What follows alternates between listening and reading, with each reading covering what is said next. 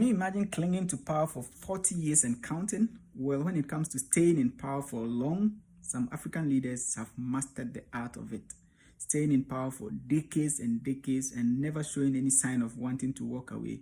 Here is the list of the top 5 longest serving African leaders as of 2025.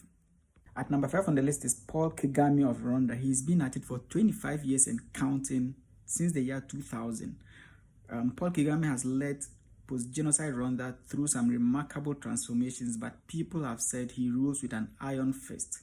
But then, there's a description for such people. They call them benevolent dictators, and it looks like Paul Kagame falls in that line.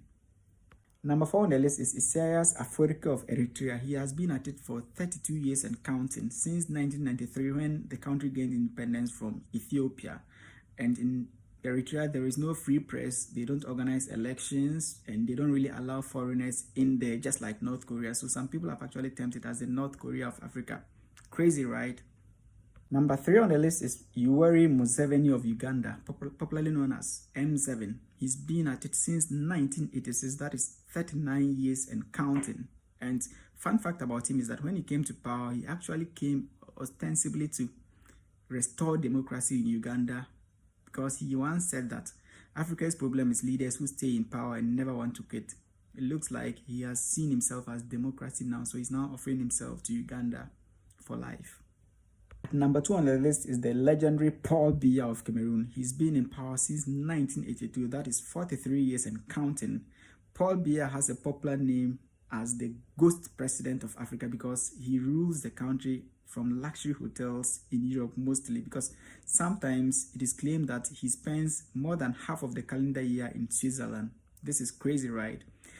Paul Biya currently is old and frail, but he keeps going. Maybe, just maybe, because he sees Cameroon as his baby that he wants to take to the grave, because he doesn't want to trust him with any other person. Just maybe, just saying. Now to the champion of champions, Teodoro Obiang Nguema Mbasogo of Equatorial Guinea. He's been the president of that nation since 1979, that is 46 years and counting. He actually came to power by ousting his own uncle through a coup d'etat, and he's been at it since then. Another interesting thing about this country is that the current vice president is the son of the president, and I don't think it has happened anywhere else in the world in history or at present, or probably would ever happen again, but that's the reality in Equatorial Guinea. Let me know what you think about this ranking, especially if you are from one of these countries. Is it the case